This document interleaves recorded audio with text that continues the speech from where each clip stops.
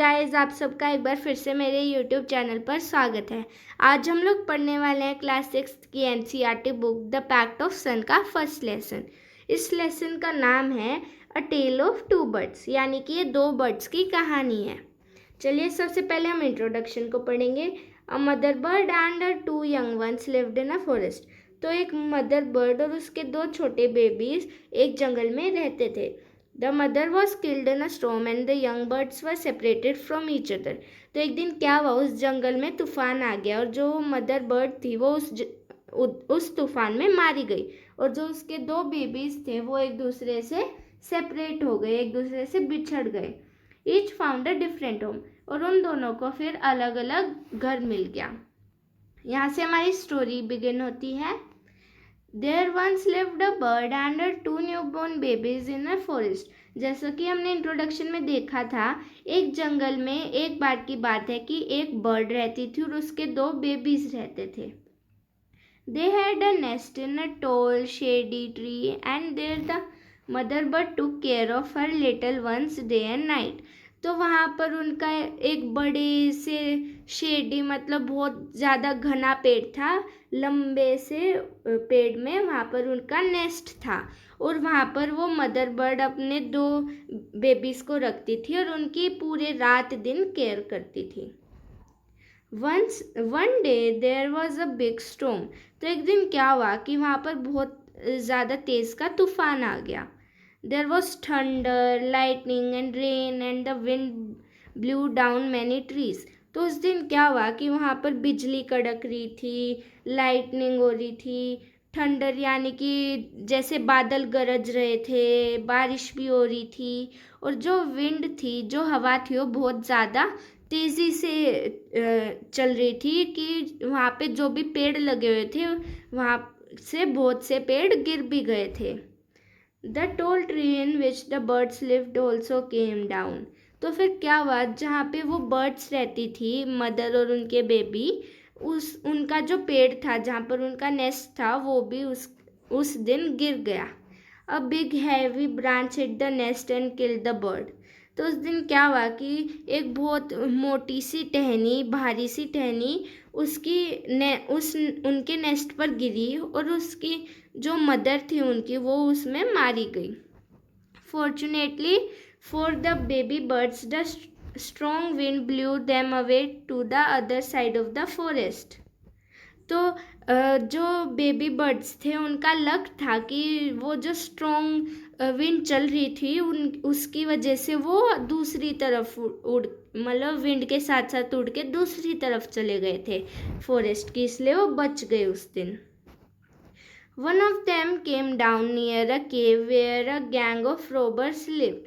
अब क्या हुआ कि उनमें से एक बेबी जो था वो ऐसे उड़कर चलकर कहाँ पहुँच गया, एक रोबर्स यानी कि डाकू गुंडे जो होते हैं जो चोरी भी करते हैं, उनके केव में, उनकी गुफा में वो पहुँच गया।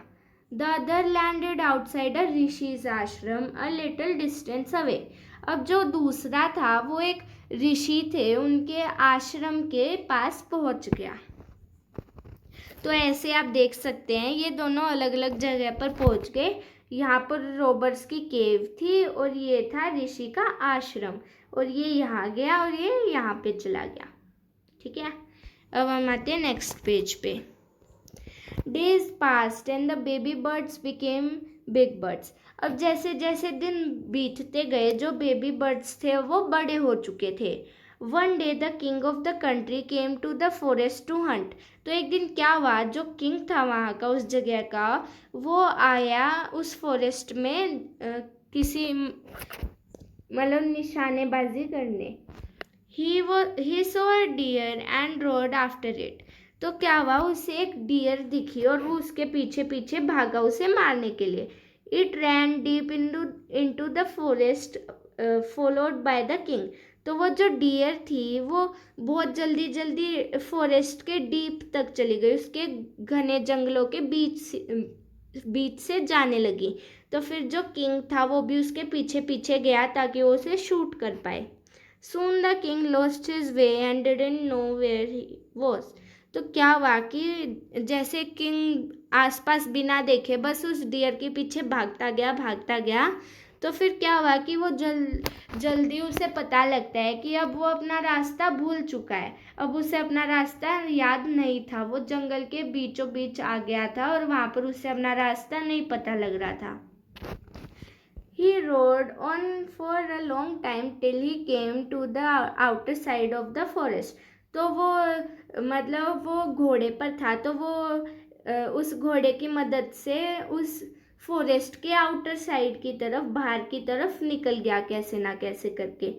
Very tired by now, he got off his horse and sat down under a tree that stood near a cave. तो फिर क्या हुआ, वो बहुत ज़्यादा थका हुआ था, तो फिर वो अपने हॉर्स पे से उतरा और एक ट्री के नीचे बैठ गया, क्योंकि उसे रेस्ट करना था, वो बहुत ज़्यादा थका हुआ था।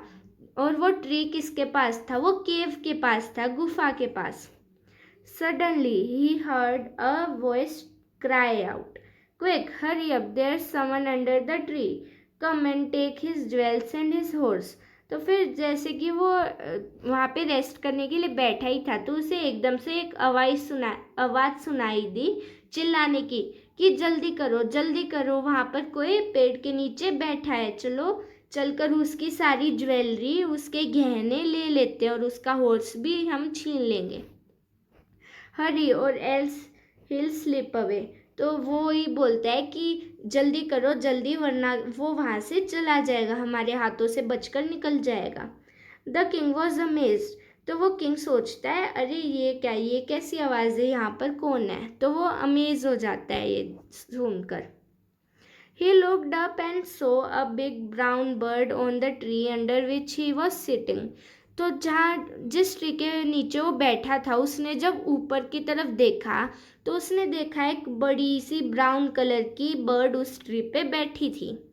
He also heard faint noises issuing from the cave.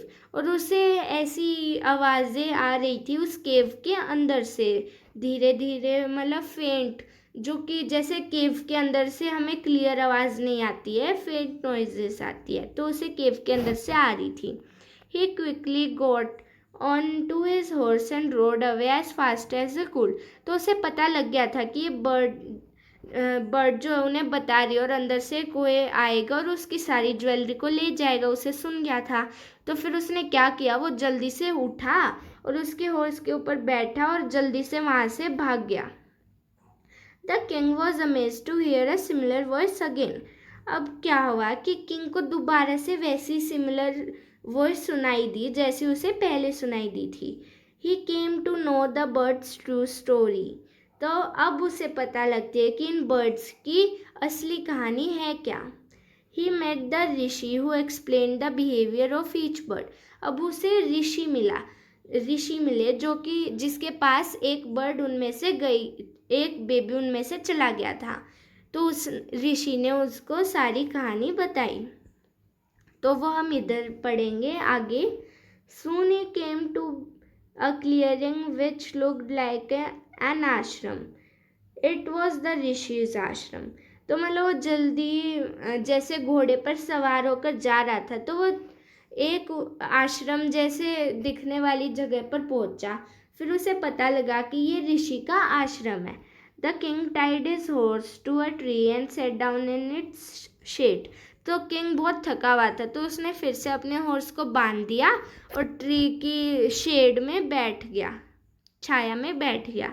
Suddenly he heard a gentle voice announce. तो फिर उसे अब प्यार भरी आवाज़ सुनाई दी, अनाउंसमेंट कर रहा है जैसे कोई। Welcome to the ashram sir, please go inside and rest, the rishi will be back soon, there is some cold water in the pot, please make yourself comfortable. तो फिर उसे बहुत ही प्यार भरी और बहुत ही वॉर्म वेलकम मिला उसे वहाँ पर। उसे आवाज़ सुनाई दी कि आपका स्वागत है हमारे आश्रम में सर। और उसने कहा कि आप प्लीज़ अंदर आइए और आराम से रेस्ट कीजिए, पेड़ के नीचे नहीं, आप अंदर आके रेस्ट कर सकते हैं। और जो ऋषि हैं वो थोड़ी देर में ही वापस आ जाएंगे। और अंदर आपको ठंडा पानी भी मिल जाएगा, उससे आप अपने पॉट के अंदर, और उससे आप पीकर या फिर नहाकर आप कंफर्टेबल फील कर सकते हैं। The king looked up and saw a big brown bird in the tree. अब उस किंग ने दोबारा ऊपर देखा तो उसे फिर से एक बिग ब्राउन बर्ड ही दिखाई दी ट्री के ऊपर। He was amazed. अब वो दोबारा से अमेज हो गया कि ऐसा कैसे, एक इसी जैसी सेम बर्ड थी, वो कैसे बिहेव कर रही थी, उसके साथ कैसे बात कर रही थी, और ये कितनी अच्छी तरह से बात कर रही है। This one looks like the other bird outside the cave, he said to himself loudly. तो उसने अपने आप से कहा कि ये वाली जो बर्ड है ये उसी पिछली वाली बर्ड जैसी सेम टू सेम दिखती है। You are right sir, answered the bird. अब वो जो बर्ड उस ट्री पे बैठी थी तो उसने कहा कि आप सही सोच रहे हो। He is my brother but he has made friends with robbers. तो उसने बताया कि जो आपने देखा वो मेरा भाई है, और उसने अपने फ्रेंड्स रोबर्स को अब बना लिया क्योंकि वो वहाँ पर चला गया था। He now talks as they do. और अब वो उन्हीं की तरह बोलने भी लग गया है रूड लैंग्वेज में। He doesn't talk to me any more. और वो अब मुझसे भी बात नहीं करता है, वो अब उन्हीं की तरह हो गया है। Just then the rishi entered the ashram. और उसके बाद जैसे वो इसको बता रही थी राजा को, उसी टाइम अब ऋषि आ जाते हैं। Welcome sir, he said to the king. अब ऋषि कहता है किंग को कि वेलकम सर, आपका हमारे आश्रम में स्वागत है। Please come inside and make yourself at home, you look tired. तो फिर वो ऋषि कहता है कि आप अंदर आ जाइए और आप रेस्ट कर लीजिए क्योंकि आप थके हुए लग रहे हैं। Rest for a while then you can share my food. तो उन्होंने कहा आप अभी आराम कीजिए, उसके बाद मैं आपको खाना दे दूंगा, आप खाना खाइएगा मेरे साथ। The king told the rishi the story of two birds and how each had behaved so differently though they looked so alike. तो फिर वो जो किंग होता है वो बहुत सोच में पड़ा होता है, तो वो फिर जो वहाँ के ऋषि होते हैं उनको ये पूरी स्टोरी बताते हैं कि देखिए ना कि इन दोनों बर्ड्स, ये दोनों कितने सेम दिखते हैं और फिर भी इनका बिहेवियर बिल्कुल ज़मीन आसमान का फ़र्क है। एक का इतना गंदा और एक का इतना ही अच्छा है। The forest is full of surprises, he said. तो फिर वो कहता है कि जो जंगल है वो सच में पूरे अलग अलग सरप्राइजेस से भरा हुआ है। The holy man smiled and said, "After all, one is known by the company one keeps." तो जो वो प्रीस्ट होता है, मतलब जो ऋषि होता है, वो कहता है कि हाँ, आखिर में जो जिसके साथ जो रहता है वो वैसे ही बनता है। That bird has always heard the talks of robbers. He imitates them and talks about robbing people. This one has repeated what he has always heard. He welcomes people to ashram. तो फिर वो जो ऋषि होता है वो king को कहता है कि वो जो बर्ड थी वो रॉबर्स के साथ रही और उसने हमेशा उन रॉबर्स की बातें सुनी है और अब वो उनकी तरह ही बातें करता है। और जो ये वाली बर्ड है ये हमेशा मेरे साथ रही है, तो इसलिए अब ऐसे बात करती है क्योंकि इसने यही सुना है, इसलिए सबको वेलकम करती है आश्रम के अंदर इतनी अच्छी तरह से। Now come inside and rest, I will tell you more about this place and these birds. तो ऋषि कहते हैं कि चलो अब तुम अंदर आ जाओ और यहाँ पर रेस्ट कर लो, मैं तुम्हें इस जगह के बारे में और भी बताऊंगा और इन बर्ड्स के बारे में भी। तो इस स्टोरी से हमें मोरल मिलता है कि ये मॉरल मिलता है कि आफ्टर ऑल, जैसे कि उसने बोला था, one is known by the company one keeps. तो एक बंदा, जैसे हम किस तरह के बंदे के साथ रहेंगे, जिस तरह के पर्सन के साथ हम रहेंगे उसी तरह के भी हम बनेंगे। जैसे हम छोटे हैं, हमें कुछ आता नहीं है, और अगर हम किसी अच्छे इंसान के पास रहेंगे जो कि हमें सिखाएगा कि तुम चोरी मत करो, तुम ऐसे अच्छे से बिहेवियर करो, तो हम वही सीखेंगे। पर अगर हम किसी चोर या फिर गंदे इंसान के साथ रहेंगे तो जो हमें वो सिखाएगा वही हम सीखेंगे। तो इसका मोरल ये था, और यहाँ पर हमारी ये स्टोरी एंड होती है। होप आपको समझ में आ गई होगी।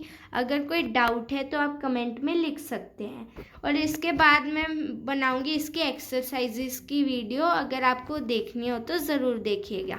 प्लीज़ लाइक, शेयर और सब्सक्राइब करना ना भूलें। Thank you.